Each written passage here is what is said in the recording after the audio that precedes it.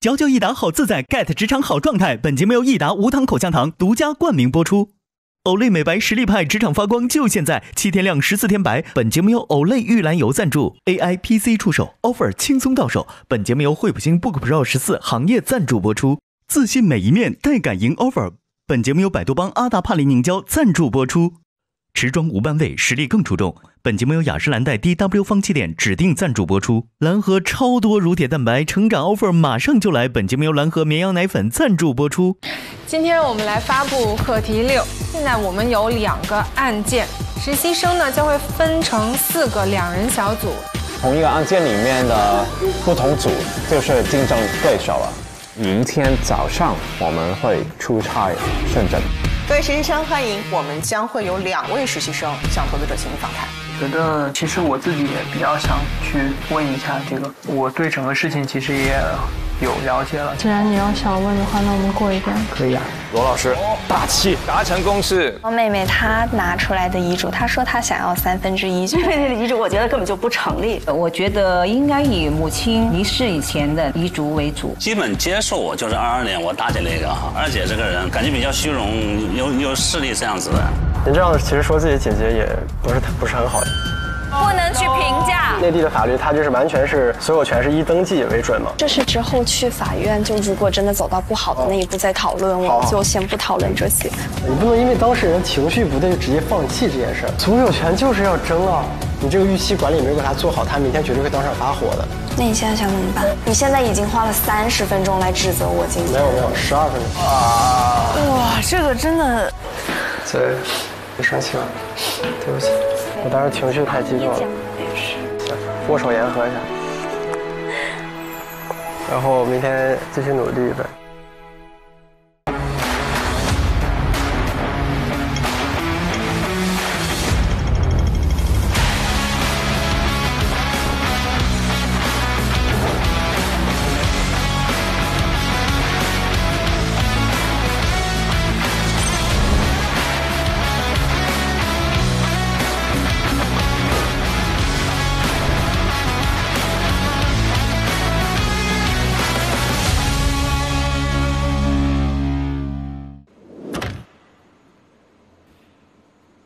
同学们，5分钟，我们1号会议时间。好，有几件事情向大家宣布一下。首先呢，第一件事儿，我们跟事务律师呢，他们有进行查证，所以呢，他们会对于今天调解的内容的一些信息有一些补充的资料。那这些资料呢，一会儿会以邮件的方式发给大家，大家注意查收一下。同样的资料，所有的当事人也同一时间获取了，他们是知情的。这是第一件事儿。他们要碰面了，对不对？对，今天大家都要见面，然后现场调解。第二件事呢，就是时间问题，我们是7点钟开始。第3点，7点钟开始调解的程序和流程，一共时间呢是90分钟。但是现在呢，我们会将整个的调解的会面拆成2部分。第一部分呢，就是关于你们对于调解规则的介绍、拟定议题全场的讨论，这一部分呢是45分钟。第二部分单独会面讨论，那么当中呢，可能你们会有一些单独见当事人的情况，其中呢会讨论一些关于和解的提议以及相关的内容。那这一部分呢是45分钟。第一部分先开始，那么谁先开始是抽签决定。开始之后，当事人根据第一部分的内容，他们会选择和哪一组先进行第2部分的内容。就当事人选，当事人2选1，2个组里面选一组。被选到的那一组就会开始和当事人进行单独会面的内容。如果他们在单独会面中已经成功的获得了一个解决方案，促成了调解，那么这一组就会获胜。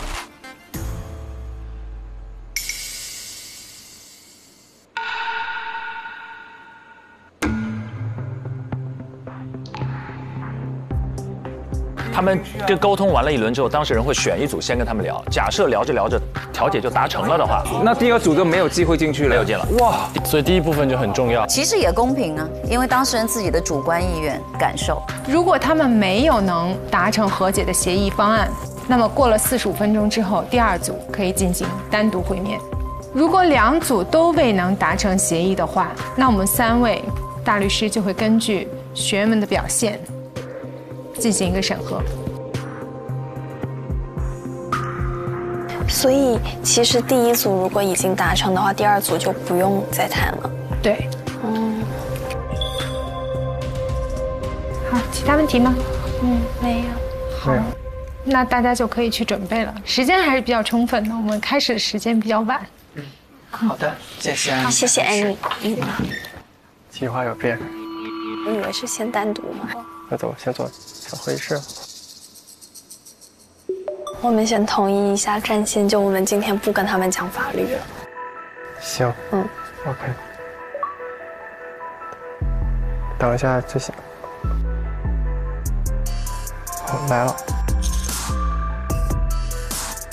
周芳娟、周伟国先生会和他们的事务律师一起出席调解。这么多信息吗？这是价格的信息，没事，还好。咱们就重新做一下估价就行。然后估价的话，我想了一下，我们不能去把那个未分配的写出来，就不能让他们看到，因为那样子就会都想要。我们可以把这个比例看给谁以后，然后其他人就多分点现金。怎么了？我的感觉，我的一部分担心实现了。什么？这个工业大厦它有五成的按揭，就是按揭的利息高过租金的收入，也就是说它现在是一个在亏钱的资产。然后珠海的2个商品房的价格也有点比我们想象的高太多了，商品房2500万，怎么可能？当时大姐承诺的就是说，说如果没有那么贵，对，现在太多了，所以他们肯定会争这个。想想怎么办？就如果价值不一样，他不一定把这个愿意让出去了。因为他说超过香港的就有意见。对，就是大姐他们不一定就同意了。这人怎么会现金这么少啊？真的，他连100万都没有，他说100万还说多了。珠海的商品房真的是周卫国开具的银行本票全款付清。对，但是登记是黄秀梅。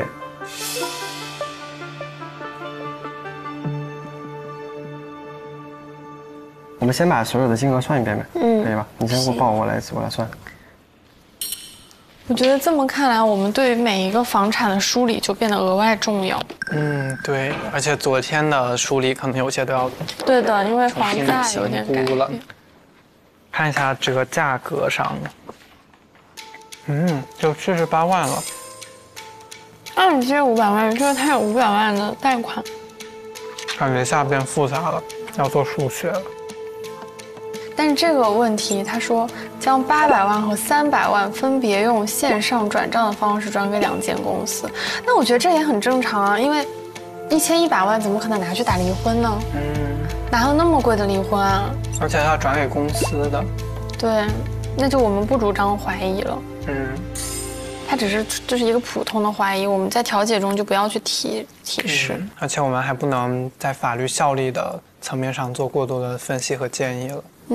这个其实更轻松了嘛。我们就在开头的时候跟所有人先说，想请问一下大家在之前会面中的诉求，以及因为现在周芳娟女士已经有事务律师了，那您之前的诉求是否有过改变，以及之前在和您3位的这个会面中提到的这些信息，在现在的公聊中是否都愿意，就有一些地方可能我们代为表达。我们可以把每一个竞价值给算出来。今天说话速度到目前应该还可以，很不错。Eric， 你把刚刚就是你整理的那一份我们新写的，就我不是写了，然后你把它打出来了吗？好，我列记一下。协议是吧？对。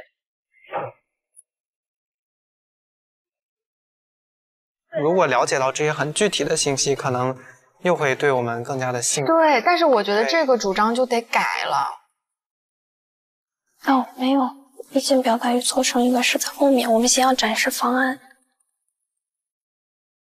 加油！对，那但时间来不及。那就又比较麻烦。我觉得这一段说的时候可以快一点。希望我不要忘掉什么东西。哎，好急呀！怕他们不满意我们的方案。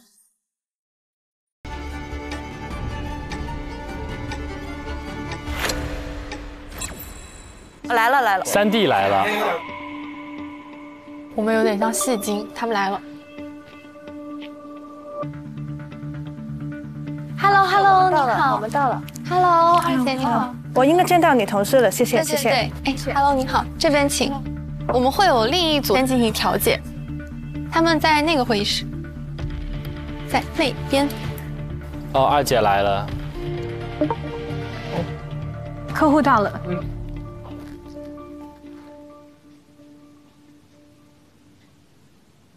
还有事。好，谢谢。是。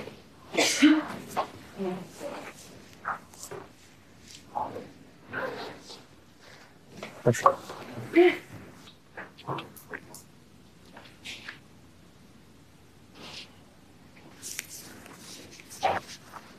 这个是这个财产的情况，我们还是打印了书面的。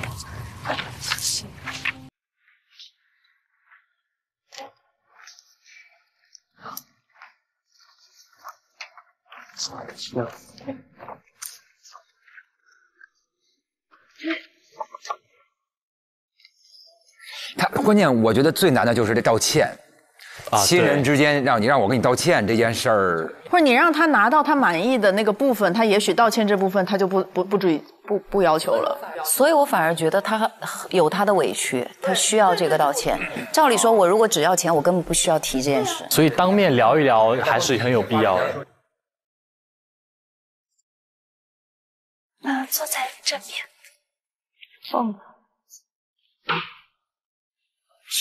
阿姐，你们都来，他就带着律师是吗？哦，只有大姐没有带律师。是的。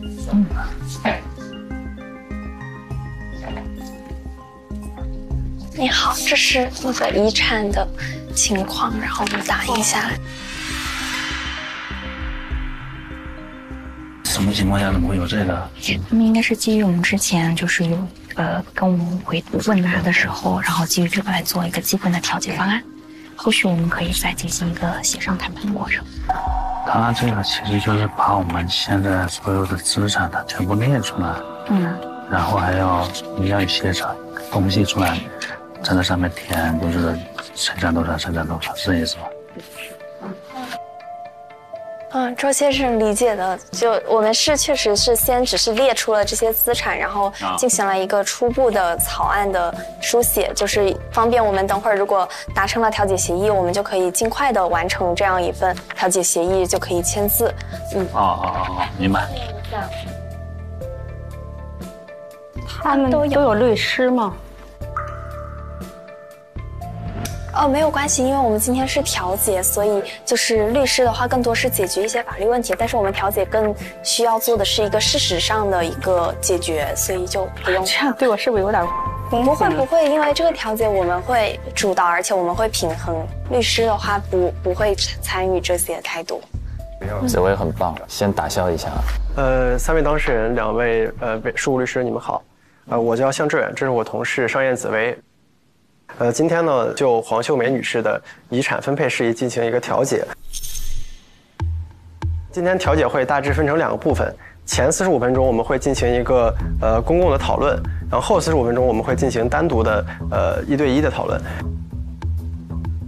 因为黄女士的遗产它包括香港的部分和内地的部分，所以说本次的调解会呢，它是在粤港澳大湾区跨境争议调解示范规则和香港的调解条例框架下进行的一个调解会。根据我们之前当事人谈话，我们了解到各方的一些核心诉求。首先是周芳梅女士，主要是有3个核心诉求。第一个是希望获得遗产中位于这个半山间道的嘉景台高层公寓的完整所有权，是因为您是和家人住在这里，而且之前和母亲生前都一直住在这里，是一个有感情的一个家。然后第二个呢就是结合之前的陪伴和现在切实的一个经济状况，希望能够获得一些适当的倾斜。然后第3点就是说，几乎所有母亲的这个遗产首饰都在半山公寓，所以他也希望尽可能的保留遗产中的首饰。就我们对您的这个诉求提炼的还比较准确，是吗？是的。好的，好。还求夸呢。对，应该是问他有没有什么补充哈。然后第2位就是周芳娟女士。这个周芳娟女士呢，她希望获得一个就是跟母亲比较感情的2个物件，是在遗产首饰中的一条项链和一个手镯，是周芳娟女士先前赠予母亲的，所以她希望把这个物件保留。然后第2个呢，就是3姐弟同为母亲的子女，她应该采取相对公平的遗产分配方案，在具体的比例上可能会有调整，但是不能说太过悬殊。然后第3点呢，就是其实也是一个比较小误会。对，是的。因为之前大姐和这个3弟有说2024年的这个手写遗嘱系伪造这样的言论，然后可能周芳娟女士会觉得很难过，希望今天能够把这个误会给解决，这也是我们调解的一部分。这个表述还可以，道歉就是这个点哈。对，但是他很委婉的说，这个不错不错，志远也有调整。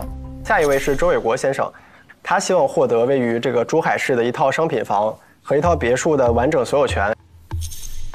然后第2个呢，他是希望获得母亲遗产首饰中的部分钻石项链，因为它可能是作为一个家庭传承意义的一个物品，让妻子来佩戴保管，妻子也比较喜欢钻石项链。所有的财产的价值加起来是1.79亿左右，但是其实押贷也是存在5000万的一个数额，就不小。然后我们最后减下来应该是1.2665亿的一个价值，所以大概是每人3000到4000万这样一个水平。这也是我们认为能符合3位的诉求，然后同时又可以尽量平均一些的一个方案。就是我们这个协议尽量囊括所有东西，就还按照我们昨天那个比例4:4:3:3。像大姐可能多一点点。他就是要折合所有的估价，然后再平分。对，这个是他们去衡量说到底怎么分，相对来讲比较公平。原来2姐是多少呀？很少吧，10%左右。然后下面关于这个银行的存款的情况，因为我们今天下午也核实了一下，就是关于汇丰银行，它在转账300万以上的时候是必须要去柜台转账的，就必须要本人亲自去柜台。这些钱都是由我妹妹陪同他去做的。我现在刚刚我就看了这个，我跟我的律师刚刚说了，这本来于我了解是有1000多万的，这钱当时都是你在管的，怎么管的只剩下这么一点点了？来了，生气了，这话还挺伤人的。对呀，你是怎么管理的呀？是怎么给妈妈管的呢？就是一下子可能我们300万又是我们800万，2姐确实是会有一点点疏忽，但是这确实是妈妈自己的账户，妈妈本人去的银行，然后我们也了解到银行1100万，你一定是多次必须要去柜台，所以一定是妈妈自己的一个意思表示的。妈妈是可以去，但是妈妈是怎么去的？是不是她自己，心甘情愿去的？这个就不好说了，对吧？然后这个钱转给谁？开始就说，就这种我们没有证据的推测、怀疑影响这个感情的话，我们就先不说。毕竟我们3位都是很想要达成。但是这么一大笔钱出去了，我们肯定是有疑问的呀。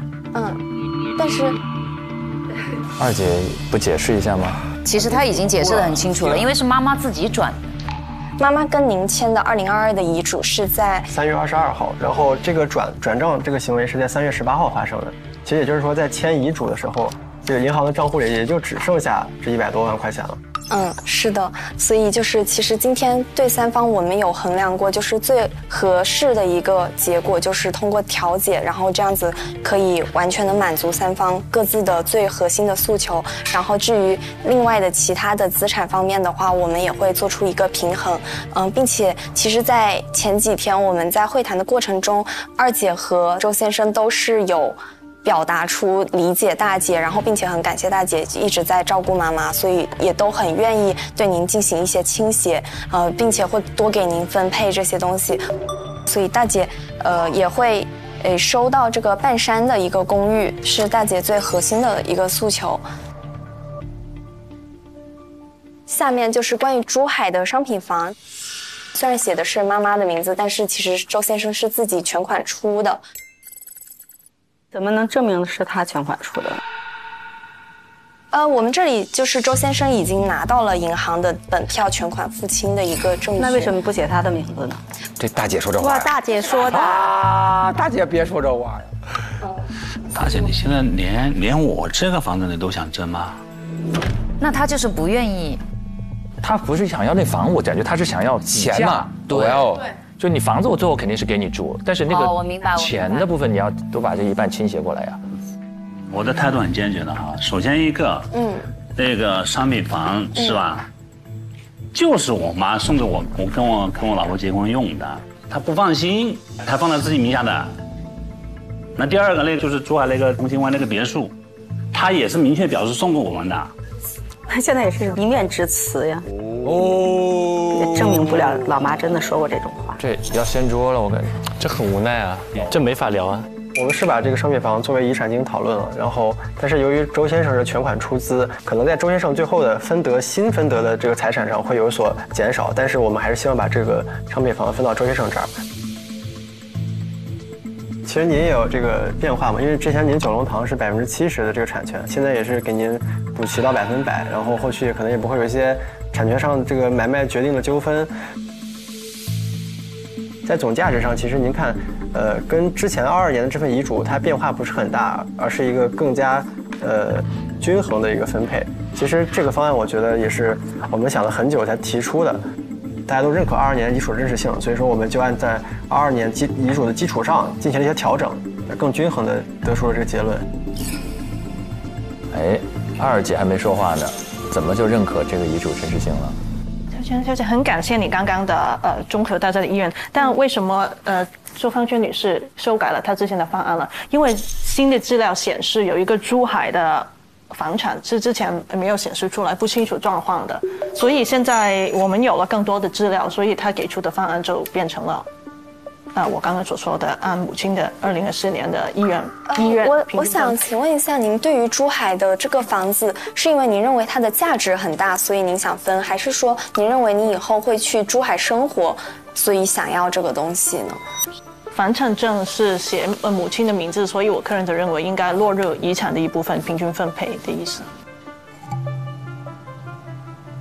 那份遗嘱我觉得是不成立的。来了，大姐真的是还是狠啊！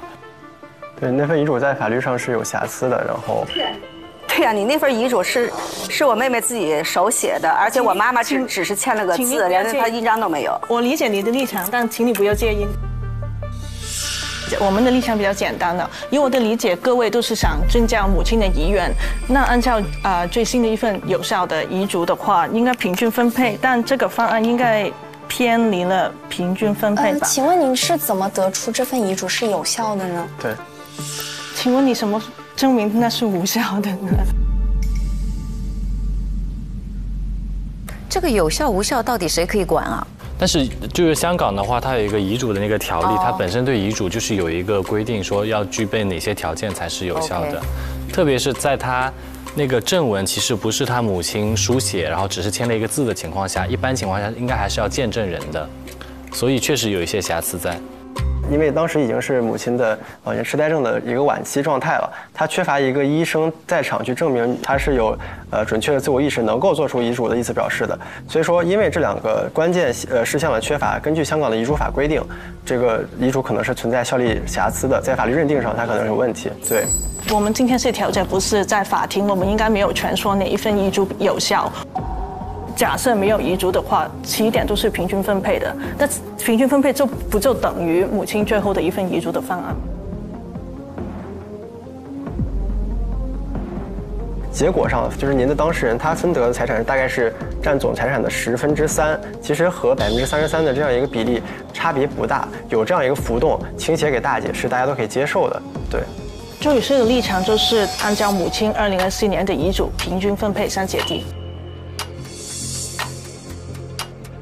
好，我们时间已经到了。谢谢两位同学，你们可以先出去一下。谢谢。好了吗？感觉应该快好，紫薇站起来了。哦，那我们准备一下吧，把东西收收。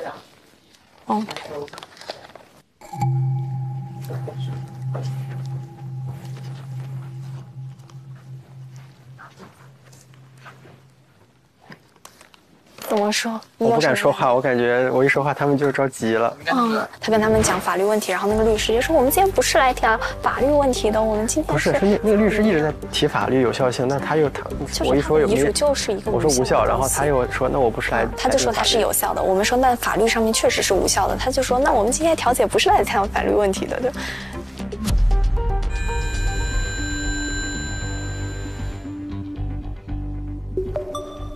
来了，第二组来了。好。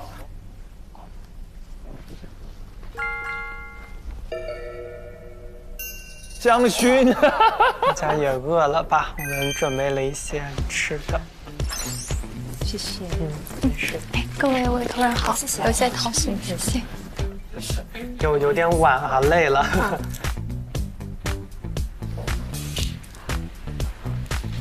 那挺贴心的。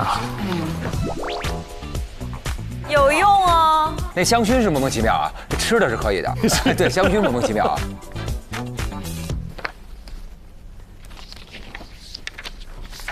您好，谢谢。谢谢。好，谢谢。哎，好，谢谢。首先就是我们是想说一下，就是各位委托人们，其实来到这边，今天外面天气也挺不好的，尤其是那个周先生是从珠海这边过来，真的也都是辛苦了。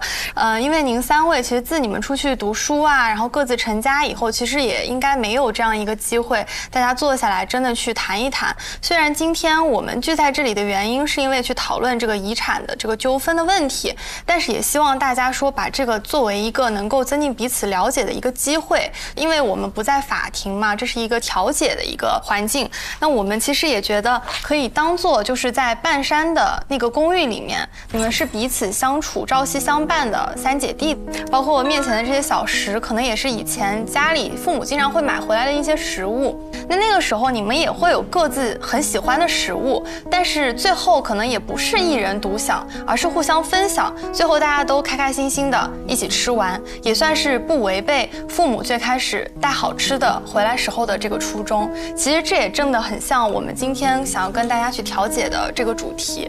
这个开场很重要，我觉得诗意的开头就是把大家的这种共同的回忆勾勒出来。对，这是对的，走心了。它总会击中某些人的一部分。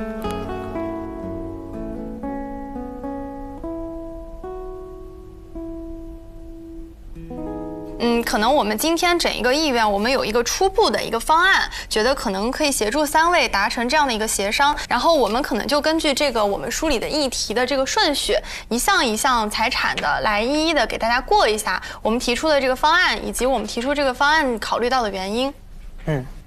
那首先，其实之前都在会面中跟大家单独聊过关于荔枝角工业大厦的一个分配。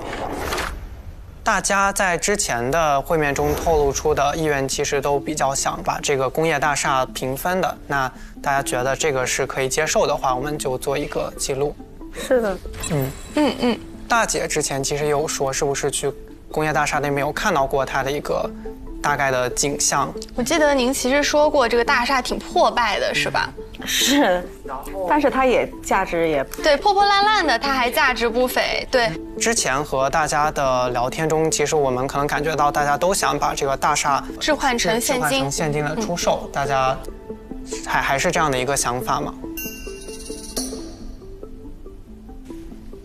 就是意思就是把这个工业大厦变主要我们是考虑到说，其实这个大厦的话，它现在因为是一个价值下跌的情况，也许它又比较破败，它可能并不是很好立刻马上就去出手。对，所以可能我们这边有一个想法，给各位做一个参考吧。因为大厦现在的实际价值是相对比较低的，那如果说以像这个周先生经商的这些经验，能够去给它做一些改造，其实它可能能卖出比现在估价要高很多的一个价格。那因为大家是去平分，如果你们是一个很合作的状态，而不是在一个诉讼的纠纷里面，那其实是更有利于我们把大厦去在这段时间内提升它的一个价值，最后大家都能有更好的一个结果。像比如说我们去分一块饼嘛，如果是一个人就分走一部分，最后饼没了，那可能不如说一起去想方设法把这个饼去扩大。这是我们的一个参考。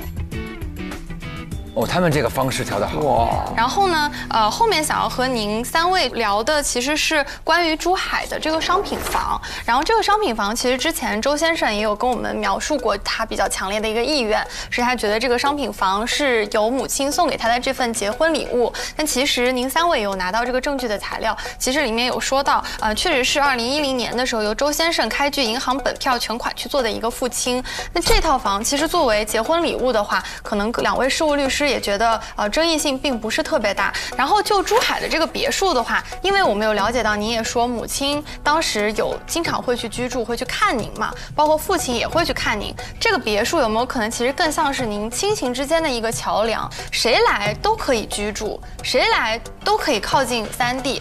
那这个所有权，我们觉得可以提议给到您，而姐姐们未来过来，我们也希望有可以主张一个居住权。那弟弟这边由于已经分得了珠海的这个房产嘛，所以香港这边的房产弟弟就不参与分配了。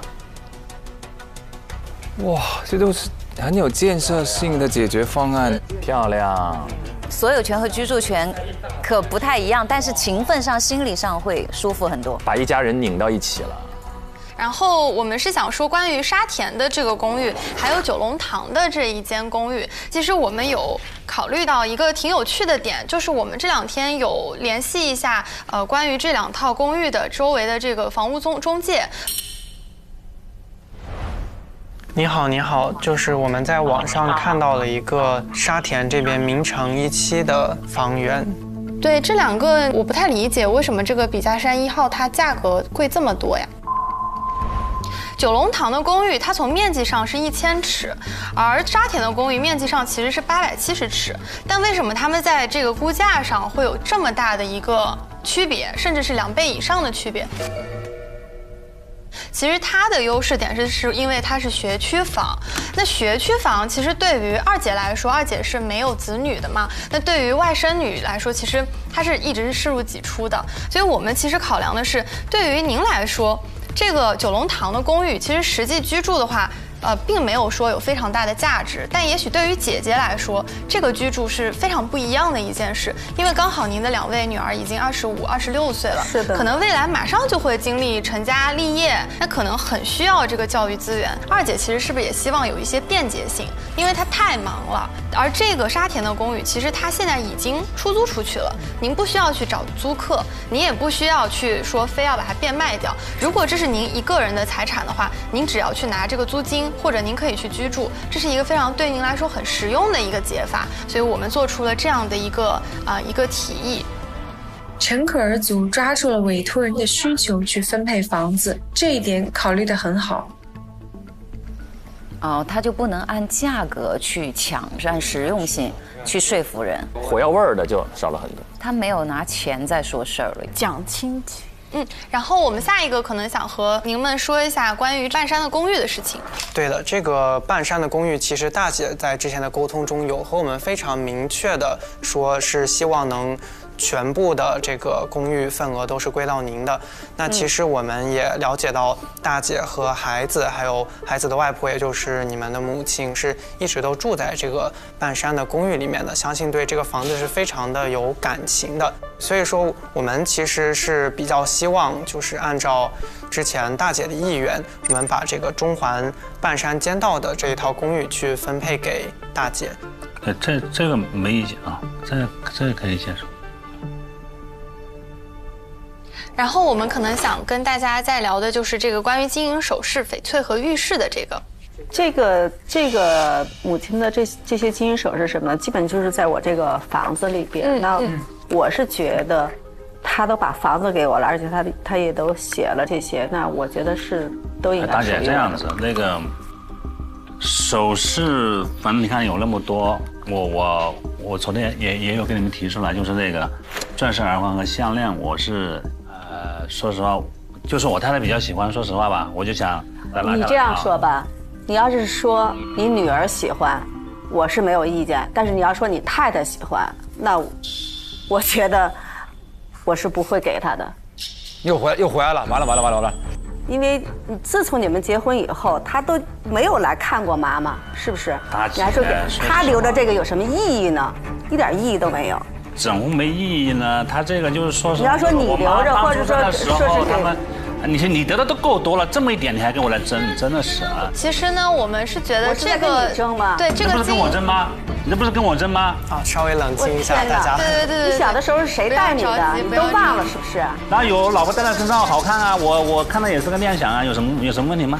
那你就说你要就留作纪念就行了，你干嘛要说是给你老婆呀？你老婆本来妈妈就不喜欢她。我老婆是我老婆，我爱我老婆不行啊！真的是，你真的是。不要着急，不要着急。闻一下这个橙花的香薰，调节一下心情。就是其实我们完全理解，就是大姐所说的这个珠宝配饰，它其实都是在半山公寓里的，因为都是母亲留下来的一些物件，相信对于妹妹也好，对于弟弟也好，它都有一定的这个念想。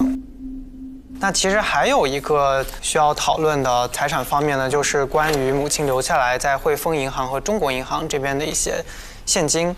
对，但是我看了这个，现在只剩下这么一点。对呀，现在这个钱为什么就剩这么一点？这个钱到哪去了呢？又开始说二姐急了啊！其实这个据我们了解到，也是您母亲受到了一个诈骗，也确实有证据证明您母亲把两笔钱打到了一个诈骗的账户里，且这2个账户且已经消耗了。那以前我妹妹也开2个公司，她的账号也消了。Oh my god！那您弟弟也开公司呀，对吧？但是钱没，就是说呀，所以家人之间，我们是觉得这是一种猜忌嘛，对吧？但是我就是觉得这笔钱真的是被诈骗走了，我们也有知情权呀。他为什么不告诉我们呢？完了，已经不想说话了。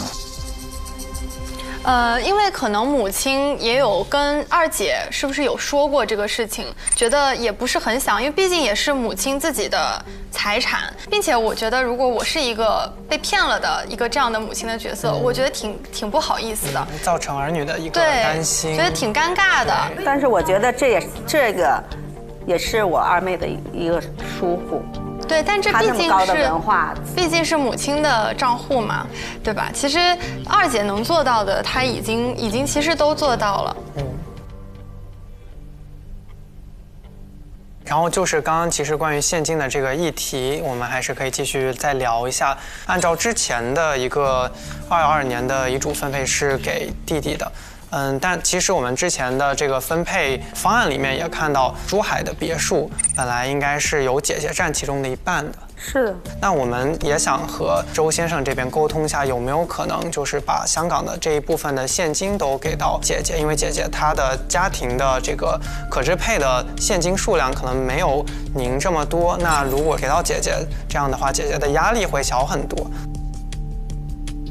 他钻石耳环项链都不给我，还给他钱？姐姐其实前面我看到姐姐点头了，是的，就是可能您也没看见，她其实点头了，她愿意把这个给到您这边。大姐这边还有什么其他的意见吗？我没有啊。两位。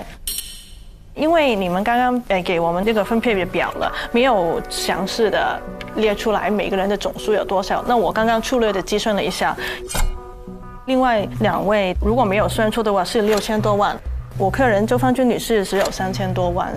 但根据母亲最后的遗愿，我的客人的立场就是，无论那遗嘱有效还是无效，2024年是母亲的遗愿，所以他认为起点依然应该是平均分配。那等于我比你们都少1半儿，我不能忍。其实这个遗嘱上面，因为我们不能提供法律上面的建议嘛，但是二姐您也可以考虑一下，如果说发起一个诉讼，有可能存在一定的风险，就是您这个2024年的遗嘱是无效的，有这样的一个可能性。那我相信就是在这个诉讼的过程当中消耗的时间、消耗的感情和金钱，也是您不太希望去产生的。对，所以我们想的是可以通过一个比较好的沟通，我们之后这个初步的计划不是固定的，我们准备了一个空白的调解方案，我们是可以随时去根据大家的需求再沟通和调整的。对，这个您可以考虑一下。有没有人像你特别在意？这么说话就舒服多了。对，这个视角，我觉得当事人是接受的。而且现在已经到221了，对，离他心中的3，其实近了。我插一句啊，就从法律上面来说，那个啊。你那个都不一定是能作数，对吧？其实弟弟，我们这句话，另外一个于情于理来说，是，你现在还好意思要那么多吗？对呀，你到底是怎么想的？你说你当初离婚，爸爸这个，你读书怎么回事？你心里有没点数啊？其实离婚你又得到那么多钱，还有2套房子，你说你还跟我们争这干嘛呢？我只需要一个公平。但是他本来就是他花钱，家里面的钱最多，而且他对家里面的付出是最少的。你想他出国留学就是7年，要花家里面多少钱？回来以后他又忙他自己的事儿，妈妈几乎他都没有管过。他有什么不公平的？他为这个家付出了什么呀？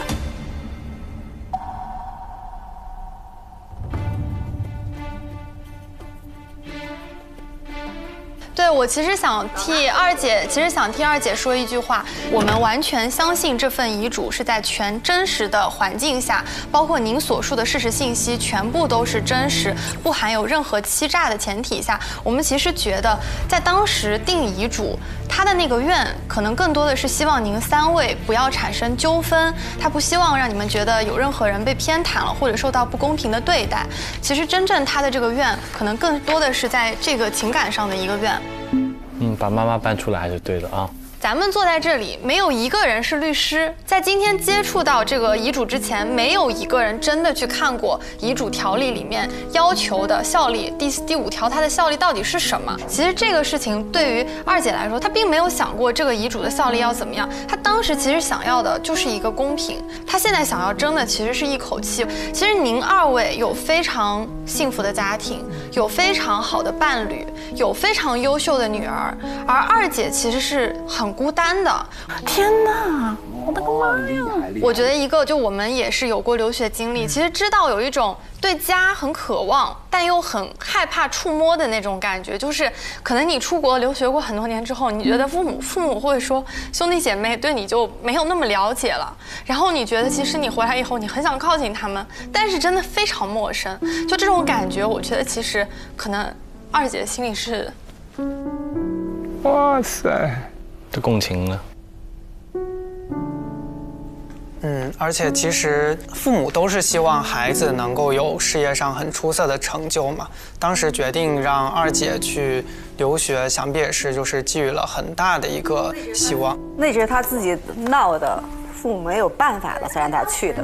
对，因为当时年纪还小嘛，能感觉得到，其实二姐是一个非常要强的人。她当时就是希望自己能做得很好，能够出去。但是真的，我觉得就是留学生的心态，就是真的出去了，才知道这一步意味着是什么。等回来了以后，他其实更需要的是一种情感上的支持和认可。真的，我觉得有的时候挺能理解二姐的心情的。包括其实她到现在可能2021年离婚了之后，一直都是一个人生活，她是没有感觉到太多亲情的力量的。所以其实我觉得可以给彼此一个机会，真的。大姐，您记得之前二姐有过资助您女儿，是不是有付过一笔不菲的这个留学的学费啊？他资助他也是应该的，因为他花家里面钱最多，他是对我也是一个补偿，应该是。其实亲人之间经常会有这种应该了的感觉，其实妹妹又何尝不是呢？她给这个钱的时候，她也觉得她是应该的，但是给完这个钱被说应该的时候，那种感觉就可能不一样了。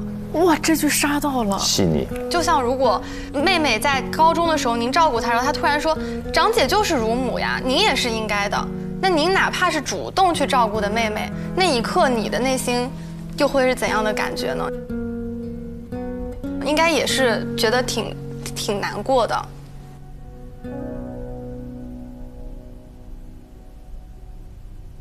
是的，然后这个我们之后在后面的这个单独沟通的过程当中，相信也会跟各位做更进一步的一个梳理，让大家都能够得到一个比较满意的结果吧。那我们的第一部分就另外还有一个部分就是比例的部分，我刚刚已经说过，我们的立场我就不再重复了，我就不再重复了。但还有一个关注点就是周凤娟女士希望2位姐姐跟弟弟道歉的部分，能不能也加在这个协议当中？这也是她一个关注的重点。好的，没问题。道歉，我们道什么歉？我们做错什么了？我们道歉了？我们做错什么了吗？道什么歉吗？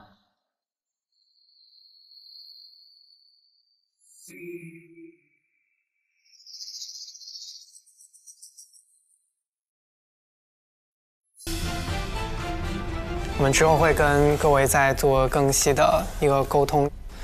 那我们的第一部分就到这里，然后之后有单独跟大家沟通的部分，我们会继续的把这个整个方案来给调整一下。尽量做到大家都满意的一个结果吧。我们开开心心的回家，时间也这么晚了，希望大家不负此行。对，谢谢大家。好，谢谢大家。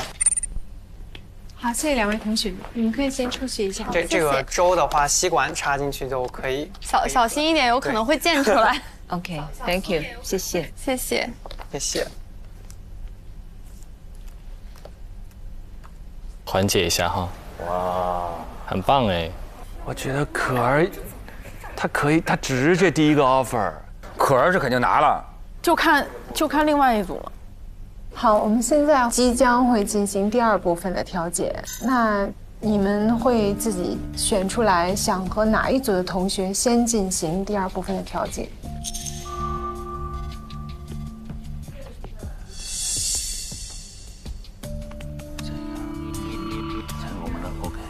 那现在有一个问题，就是我不太听得懂二姐到底是不是真的要1/3。如果她真的要的话，这个和解不可能达成。我觉得是要道歉的。我觉得是要道歉，对吧？不是真的要1/3。一会儿关键的就是在说服大姐和3弟向她道歉。道歉。对。那我们现在想一想有什么理由？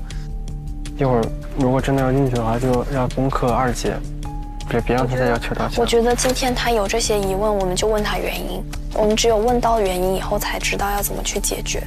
所以我刚刚为什么一直坚持问他为什么要住海的房子？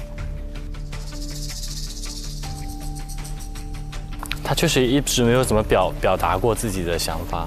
这是个深仇啊，应该好多年了。保持6:63的比例，同时一个道歉，这事儿离成功就很近了。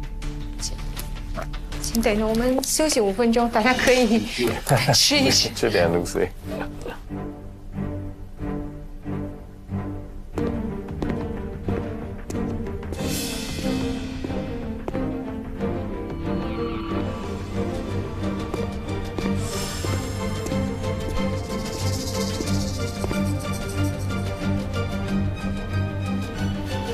客户选他们先进行，开始。哦，好。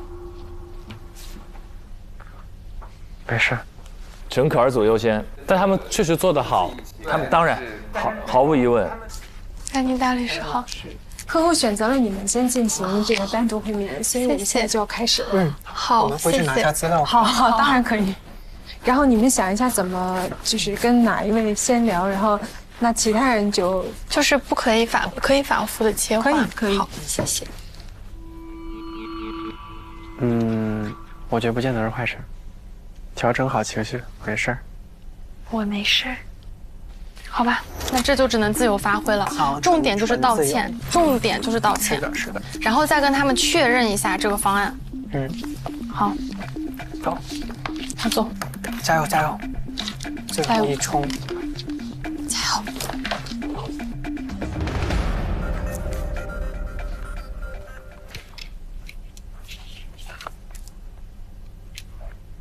谢谢3位的信任。我们还是想和3位先单独会面一下，想看一下能不能先从大姐这边先开始。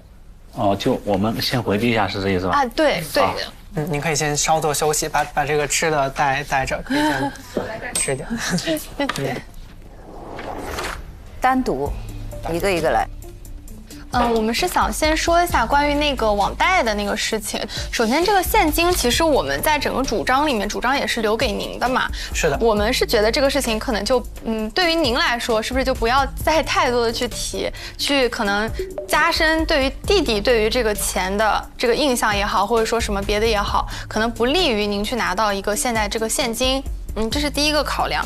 第二的话也是因为您前面提出的几个点嘛。第一，您觉得这个是姐姐有意而为之挪款的行为。第二，您觉得可能姐姐为什么不告知？其实您这边是一个单纯的怀疑，或者说您有任何的这个证据，我们可能不知情的有误会的吗？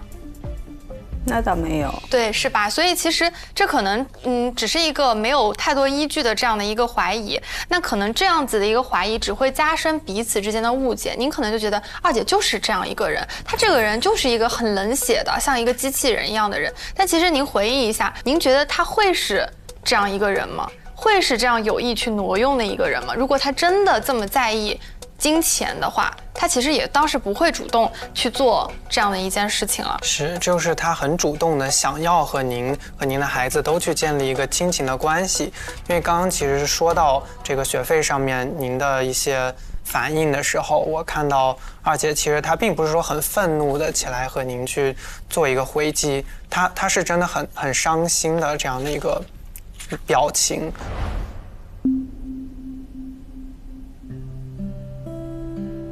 我们会觉得其实，您可以和二姐可能再多沟通一下，多对彼此有一个包容的态度。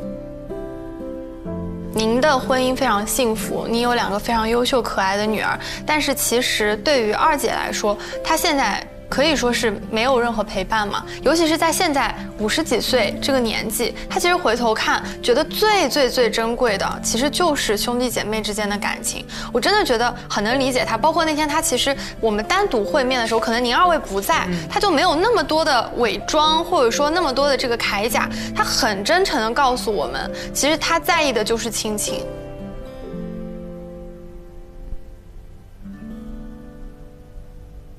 然后我们还想和您最后确认一下，就是我们提的这个可能提议里面，除了您觉得特别不理解为什么二姐要去主张这个遗嘱以外，别的诉求您觉得得到满足了吗？别的，我觉得就是按照你们这个分配，我还是可以接受的。好，没问题。如果您觉得 OK， 要不咱们让二姐进来？可以。好。哎，没提道歉啊？就是先缓和了一下嘛，对吧？他自己去考虑，你现在逼着他做这个，好像也不太行哦。好，谢谢。没有，因为什么意思？不知道。他们丢了？不会吧？二姐想问一下，可否先跟您聊一下 ？OK， 好，谢谢。咱们在哪聊？在这边，还是原来的会议室。好的。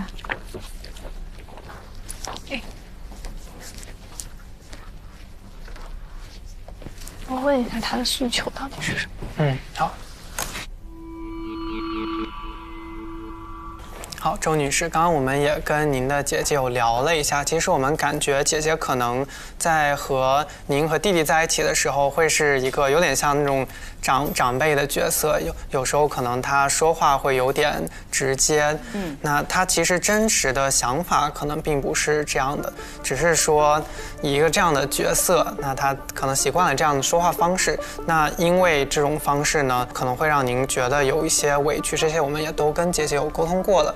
那刚刚的沟通，我也感觉她是很能理解你那个处境，只是可能大家都不太好意思，真的说去开口。对，毕竟也都是在这个年纪嘛，都有儿有女了，真的就是觉得开口吧，也是不是一个容易事儿。而且其实你也能感觉到弟弟这个人的性格吧，包括大姐一说他的媳妇，他又是要跳起来的人。其实您也能感觉到弟弟的性格，他就是这样，他没有恶意。他其实之前也跟我们表达，他说就是不理解为什么您当年一定要出国留学，他觉得父母很辛苦，真的就是这么一个原因，没有任何别的。所以其实我们也在想，您为什么就是执意要出去？您也是考虑您的父母的，不是说您就不孝顺，更不是说您就是虚荣，对吧？就是把这个给他们解答一下这么多年的疑惑。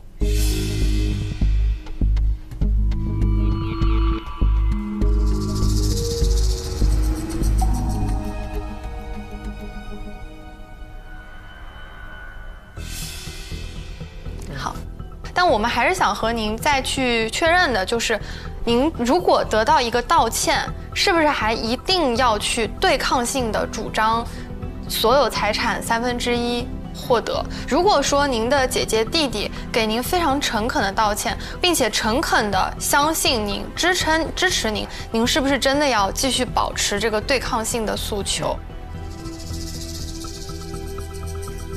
其实是这样，我相信大家都是想维持一个和谐的家庭关系，但为什么周女士她今天来到改变的立场呢？先让我自己来说吧。好。好。哦，说话了。其实我跟我弟之间的那个芥蒂呢，是源于我出国留学那时候开始的。我弟呢算是那种从小就是百依百顺，要什么有什么，然后我呢就是苦苦哀求也得不到的那一种。我就觉得父母对我非常的不公平。我高中的时候，我看到身边很多同学都出国了，我也很想出国。我就问我妈说，我想出国去，我也知道家里有一笔钱，但是我妈说那笔钱是给你弟买房的。我就觉得凭什么呀？后来在我苦苦哀求之下，我妈还是让我去出国留学了。出国以后，我弟呢就更加对我怨恨了。回到香港以后，跟我弟之间的关系和我姐之间的关系联系就更少了，所以正是因为这样子，我弟他对我偏见很大。我妈生病的时候，我去看她，我就跟我妈说出了我这些年积累在心里边的一些怨恨。我妈就觉得其实是我误会她了，所以她让我给她立下那个遗嘱，把那个财产平均分配。这样子呢，就可以表现他对家里的每一个孩子都是一样的爱，同时他也要让这个来表现他以后我们家还是一家人，我们不会分开。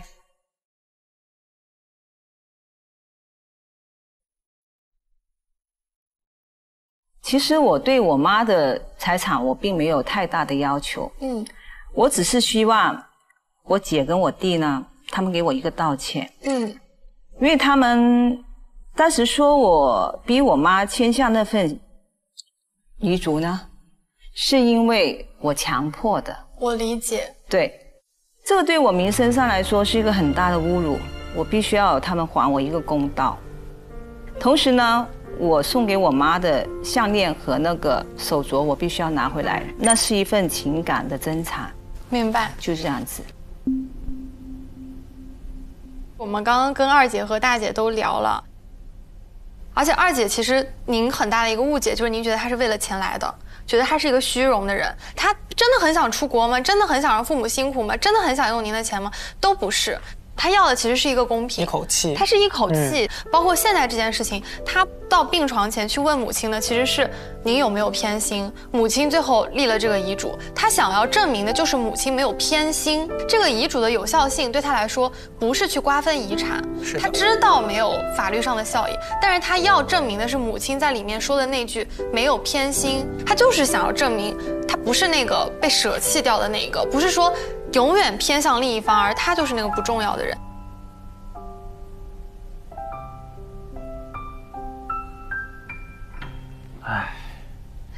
因为家人之间嘛，真的没有什么隔夜仇。其实对于二姐来说，您二位是她在这个世界上唯二的亲人了。就我们前面也跟姐姐解释了，因为您毕竟是个男生嘛，咱也这个岁数了，有女儿的这个一个爸爸是挺不容易的。因为他这个话，说实话呢，从来没跟我说过的。太棒了，他说成了。哦。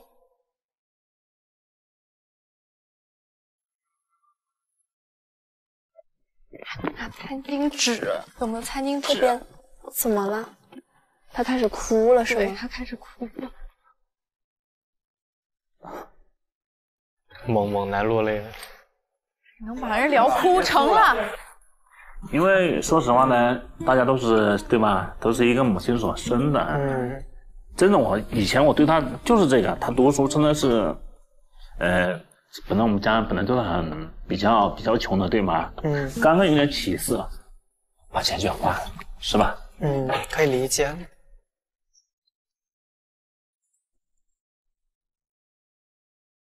但是呢，确实他也不容易，又离婚了，然后可能也缺少点爱，可以理解，好吧？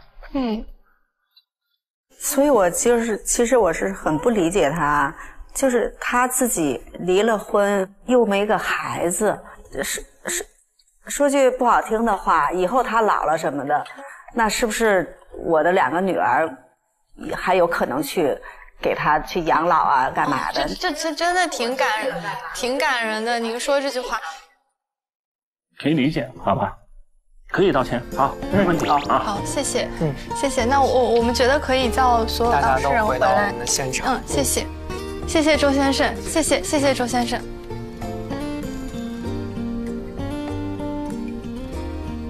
但是这件事真的从根儿上来说，就是他妈妈爸爸从来不跟孩子沟通，他们家沟通人太少了。你可以平复一下。感人啊！哎，您好，可以麻烦您2位也一起回到那边吗？对 ，OK， 最后达成一个共识。好的，谢谢。好的，好，谢谢。请。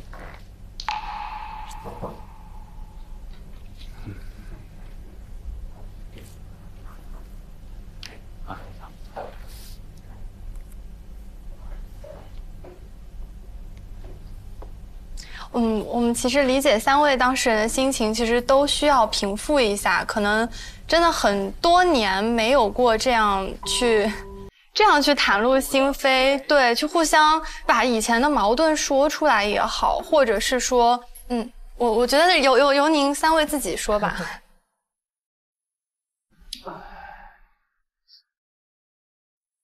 他终于看对方了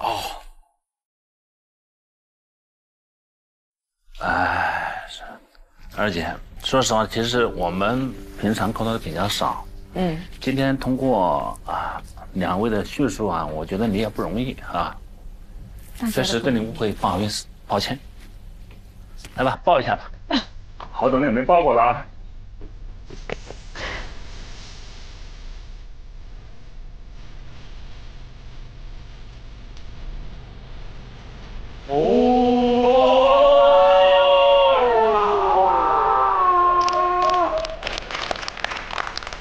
好多年没有抱过了，这句话才扎心呢。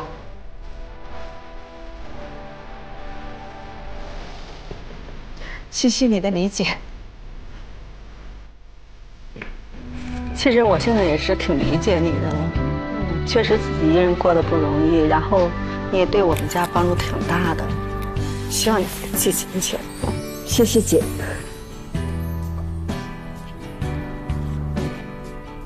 哦，我的天哪，我真的，我就受不了这种。是，其实我觉得，姐姐一直在意的都是遗嘱里那句话，到底是不是真实的，就是到底是不是有偏心过，还是对你们3个是没有偏心的。她其实只在意的是这一点而已。我觉得我现在理解老妈的意思。谢谢3位。那最后跟您3位确认一下，就是我们所新提出的这个方案，大家都是可以接受的吗？可以接受的。那非常好。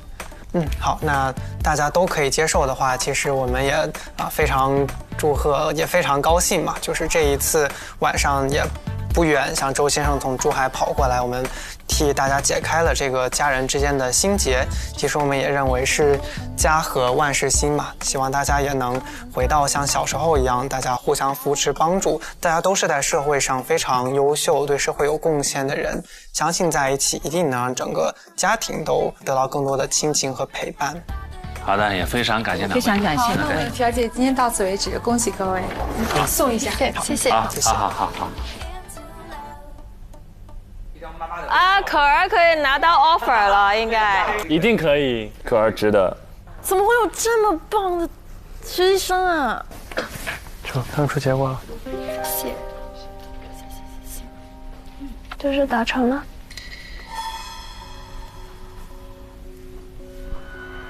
啊，这是签了？不知道。就我们看到您3位从来的时候和回去的时候完全不一样的状态。紫薇、向志远，我们今天考核结束了。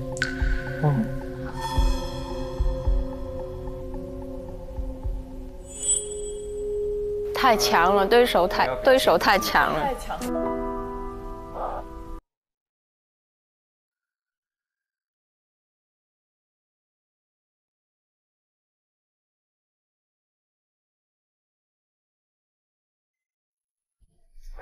没事，我没事。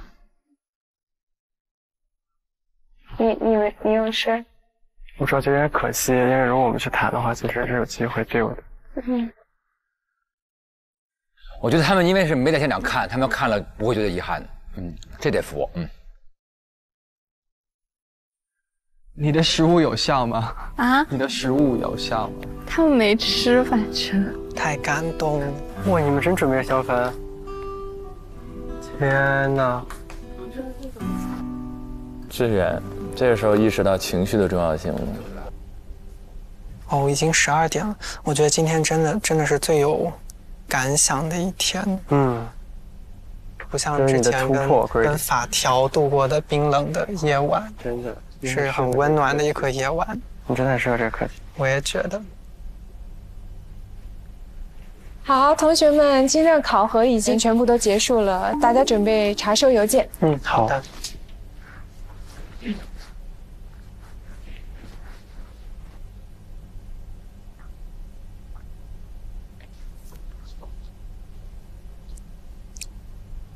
最没悬念的一次揭晓答案，对我来说。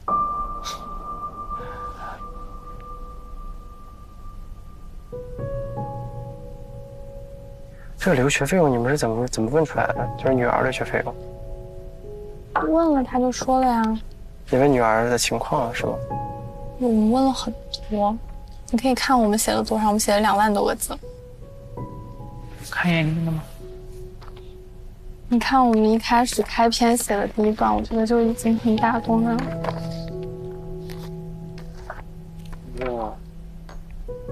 你不觉得第一段很感人吗？就是真的拿吃的，不是给他们吃，也不是说哗众取宠，就我觉得这个比喻句很好。就是你今天在瓜分财产，其实你只是在分食物一样。天，这都是你们想的。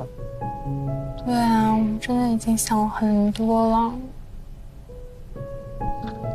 哎呀，这太有同理心了，心服口服啊！你们有跟那个看下去，周先生确认他房产所有权的事情吗？确认啊。你给他说他无效了吗？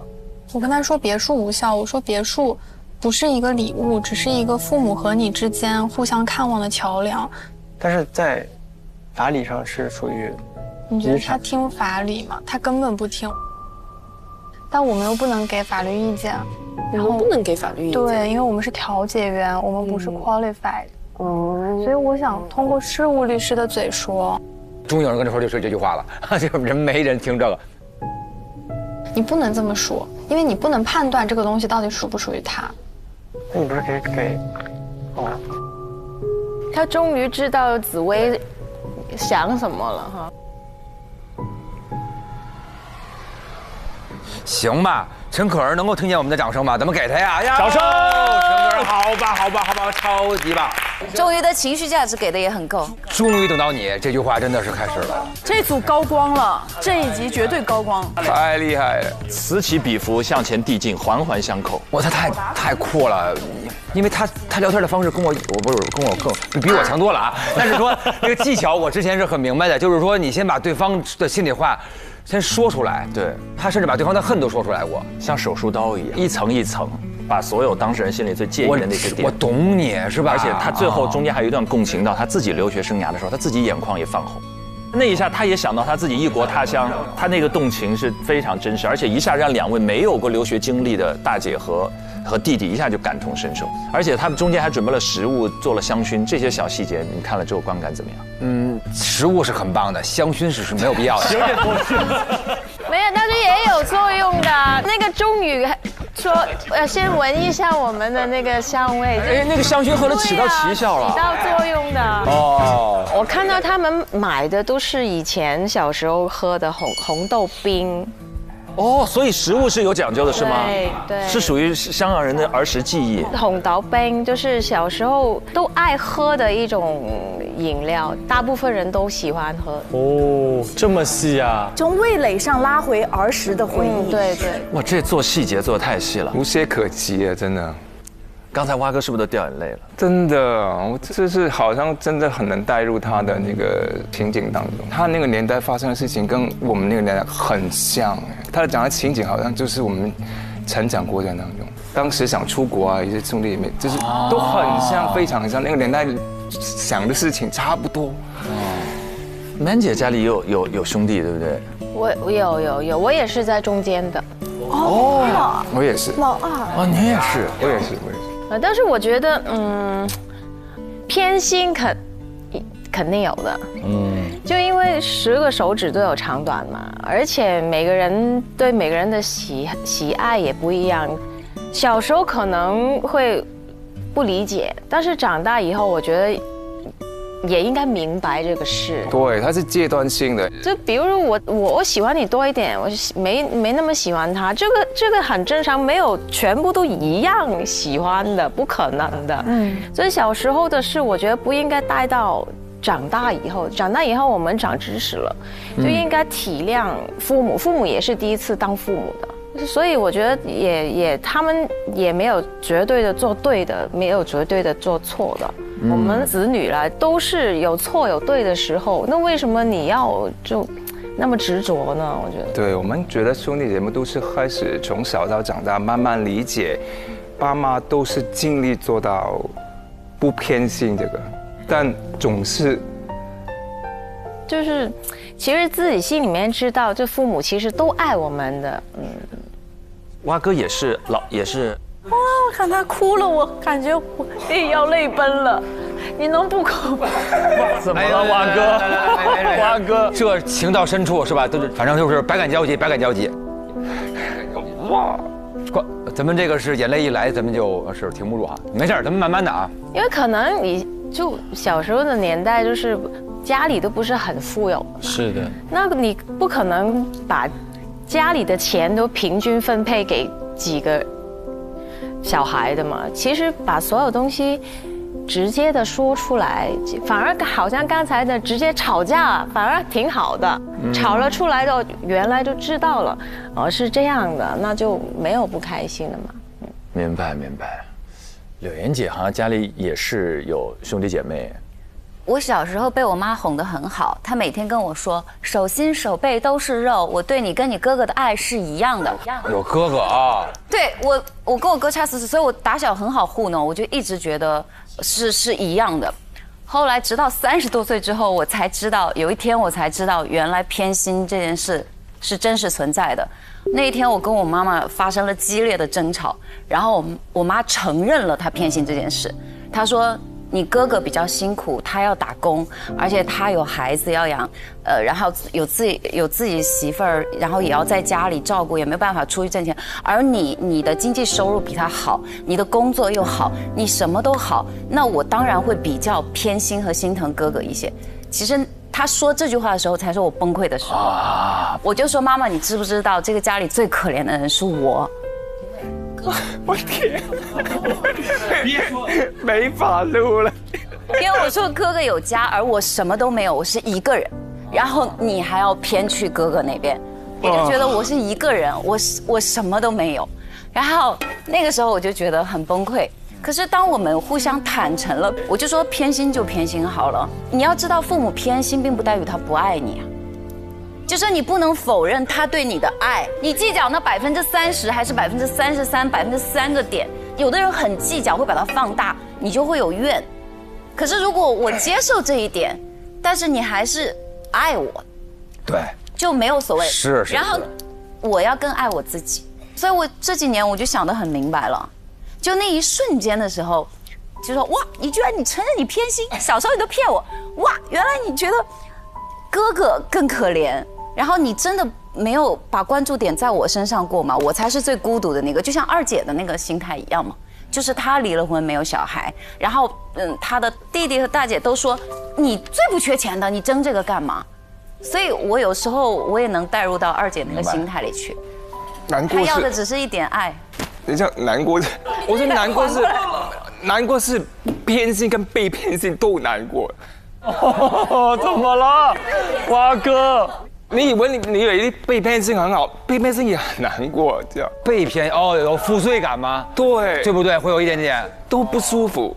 哦，是蛙哥是兄弟几位啊？我有2个姐姐，1个妹妹。我们小时候都不理解嘛，所以慢慢才回想到，其实我们当时不应该不理解这个爸妈这样。就是有一个小例子是像有时候每年逢过年都会买一些新衣服过年，可能我会有买到新衣服，有时候，然后大姐可能会买到新衣服，那2姐可能会妹妹可能会就是可能要借大姐的衣服，有时候小时候不知道，当然会觉得那是是不是父母偏袒于某人啊？但我们长大就慢慢知道，那就是省钱呢。这种事情累积多了，就会慢慢理解其实他妈妈已经在怎么对我们公平这件事上，就慢慢理解。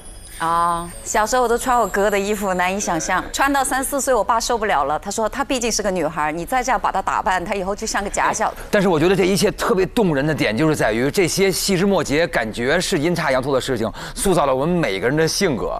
因为柳岩在我心目中一直有男生的那种坚韧，一种飒爽，一种不认输的感觉。原来是从小穿男生衣服。他的眼神中饶过一种，就是他就是我要拼，然后明白了，我一辈子过得苦的原因，就是我从来没有被偏爱过。这话说完之后呢，我跟这边聊会儿天。那这我怎么接呀？女生说完这句话，但是你说他二姐目前看起来是工作方面最优秀的一个人。他被工作偏爱了，他也被他的事业偏爱了。我缺的那份爱是用别的可以补上的。我天哪！我学到太多了。我现在有3个孩子，他们的那个结构跟我家的孩子结构是一模一样的，年龄差也差不多。我会很认真的思考，老2是不是真的是很容易忽视的那个？这个在家庭当中，哪怕你有意识的去规避，是不是也规避了？然后老3就在最小嘛，你很多时候老是会想他最小，很多时候这老大老2是照顾他的，那个老2是掉在缝隙里的一个位置。但是至少在我们家有一个原则，就从来没有过什么大的一定要让小的，小的一定要让大的呀，从来没有。因为我老婆她是家里的老大，而我又是家里的弟弟。所以我很理解你说的，刚才蛙哥说的，就是爱，不论是你被偏爱更多还是更少，都不舒服，都是压力，都是负担。我跟你说，不管怎么着，我觉得他呀，以后就让这仨子女过来辩论，谁能把他说动了？对，说你服给你，你们仨人跟我辩论，挨个是不是1辩2辩3辩吧？1辩2辩3辩，跟我辩。他们3要是打一场辩论，那我希望那场比赛的评委是陈可儿。是要有这样一颗同理心，要有能够真的进入到每一个人世界里去的一个视角，我心里才觉得踏实。因为最后我觉得不管怎么样，我们的掌声还是要给到刚才这如此优秀的可儿，这个真的太棒了。然后我们接下来要做出一个我们的选择，这个选择有点难还难吗？陈可儿吗？是什么？我们现在并没有看到很完整的洛欣的这个呈现。所以，我们现在面临的一个情况是有2人都是80的 KPI， 所以接下来我们现在大致现在已经达成一个共识，就这边可儿拿到，就已经拿到了。那接下来有几种情况，一种情况是洛欣也拿到了，所以3位导师会在他们2个人当中2选1给出第一个 offer。第2种情况是洛欣可能就没有拿到，那可儿就自动获得我们第一个已经发出的 offer， 就是我们这个额外的奖励，手机箱里的这一份。洛欣能不能拿？是，那接下来。就让我们进入今天的益达职场自在时刻所以我们要猜的是，我们要猜本季第一个 offer 赢得第一个 offer 的实习生是谁呢？它有2层意义，第一是洛欣能不能胜出，洛欣能不能赢过可儿？3个大绿选谁？他俩？我说实话，这个灯点的也确实有点太难了，这个信息给的也过于不够了吧？我还是会投可儿，我觉得这个冲击太……可儿这边就是无懈可击。对，我觉得我也投可儿，他这个炸太炸了。因为你表面上看他只是打感情牌，其实他就是细枝末节分析的非常清楚，而且方案给的也非常合理和清楚。而且我觉得他最神来一笔就是确定2姐到底是要33%还是要道歉，这一点他确定的非常准确。对，他拿到了之后，他接下来往哪个方向去发力，他就非常清楚。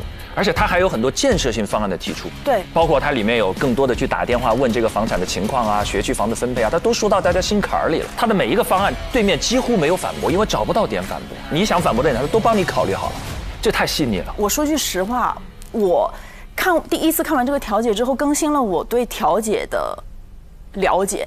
原来我对调解的意义，我其实完全不了解，因为我觉得很粗浅的认为，法庭是可以诉讼、可以判的，可以强制执行，你就交给法庭判了，你干嘛要调解？后来我看完他们调解之后，我觉得调解的灵魂真的就是情感上定分止争，同时它调和，它调利益，但为的是和人心。其实当时我们都在哈哈笑说，仲瑜说，哎，我要让你们和和睦睦，我要摆这些东西。他和和睦睦的说4个字的时候，我真的觉得我很触动。就是他其实调和调解这件事情，是为了最大程度的去化开这个矛盾，接近和和睦睦的这个目标。他那个像海浪这样打过来，就是太猛烈。舒适按摩，情感按摩啊。我感觉应该不可能有再一种这么浓烈的感觉。感觉他是走心的，可儿是走心的。那我们投票好不好？投票。举手。那我们认为全票吧。全票。觉得这一次我们本季第一个获得 offer 的实习生是可儿的，请举手。可儿，全票通过。接下来我们去黑板盖章。OK， 那这次我们请我们柳岩姐好不好？盖章，柳岩老师来，我们接下来再盖哦。谢谢大家给我这个机会。盖上 offer 的印章，代表我们加油团的投票，帅气。好的，真好看。是现在公布了吗？这次我们不用点灯，我们做出我们的决定。然后下一期的刚刚开始的时候，我们会看到洛星组的表现，我们要看到洛星组的表现，就心里有数了。对，然后我们就大致知道我们这盏灯到底能不能点亮了。但是无论如何，此时此刻我们首先要恭喜陈可儿是突破100 KPI， 这个是毋庸置疑的，正是你的精彩表现，帮助我们解锁了这个隐藏的福利，也看到了第一个 offer 也即将给出。当然，这次的我们课题6大湾区的争议解决到这里，某种意义上也告一段落了。它给所有的实习生展现出了一个法律之外的一个温暖的天地。我觉得仲瑜有一句话说得好，他说终于不像之前的每一个夜晚度过的好像有冰冷的夜，对，冰冷的触感，所以他们真的有心了。而且真的在发挥的过程当中，淋漓尽致，我觉得值得这100 KPI， 也非常值得手上的这第一个 offer。然后我们在这里也要更加要跟各位强调的是，这也呈现出了整个粤港澳大湾区融合到一起之后，整个中国各个地区生活文化交流更加紧密而且深入之后所能呈现出的一种新的趋势，就是整个律政行业发展的无界化的趋势。因为我们之前老是会觉得不同的法系、不同的职业资格等等，但是整个大湾区带来巨大的竞争优势里有非常大的一点，就是这种不同法系之间的无缝衔接。无论是香港的大律师、事务律师，还是我们内地的律师，业务知识和知识储备在接下来也会更加全面。这个对实习生也是提供了一个全新的发展机会，因为对你们来讲，你们如果未来在这个领域当中，在成为桥梁，然后成为连接的，成为发挥你们这个实力闪耀光芒的这个职业身份会更加有利。所以接下来我们会把压力给到洛星了。下一期的开始的第一个 VCR， 我们就会揭晓整个洛星组在这个案件当中的工作情况，它到底能不能形成有效的冲击，会不会让第一个 offer 重回悬念？我们拭目以待。谢谢你们的收看，下期见。调教益达好自在 ，get 职场好状态。本节目由益达无糖口香糖独家冠名播出。拜。一会儿我们大约5点见委托公司的代表。你要做民事诉讼的话，我们去告谁呢？先去问公众号他们背后的持有人到底是谁。在香港提起诉讼，在声誉上面来说的话，对公司可以是个考量因素。跟上课似的，教科书的一个建议。认定一个集资诈骗罪要比非法吸收公共存款罪打可能更合适。其实更多的是打下一个良好的一个商誉。流利陶醉在了孩子们的优秀里。我觉得第二组顶层逻辑是很好的。但是呢，我就觉得他们的报告太学术性一点。但这恰恰是我看中的。但是我觉得第一组同学也是非常现实、非常实际的一个给客户的建议。他们开始辩论了，开打了。因为2组不是一模一样的，所以我会看宏观，我会看顶层。第一组同学每一个问题都有一个很全面的答案。大家准备查收邮件。没想到课题7这么快来到了。今天这个课题是现场调查，这个课题的案件是一起暴力绑架多人的刑事案件。哎呦喂 ，Oh my God！ 我觉得他不是往这边跑的，这是什么的拖痕？这就是坍塌的教室吗？这个拖痕压根不是拖人的痕迹。什么样的东西会发出这种滴答的声音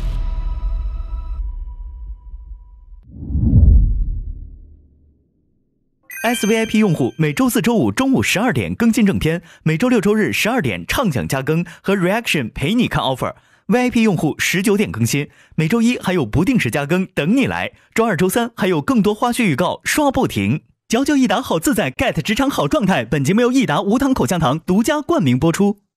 自信每一面，带感赢 offer。本节目由百度帮阿达帕林凝胶赞助播出。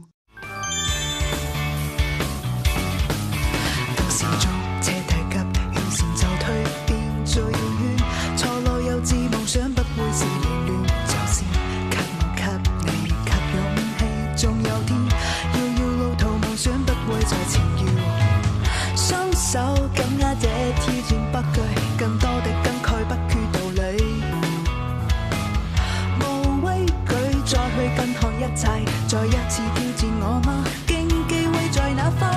奔跑人群中，世界能屬我，交出杯波爭錯這答案。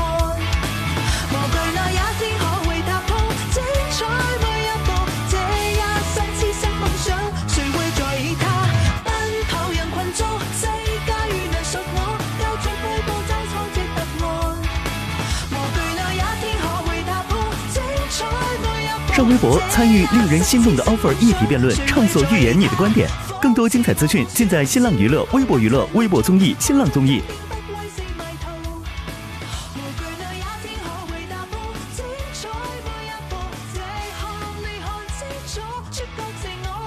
感谢丽丽城传媒对本节目的大力支持。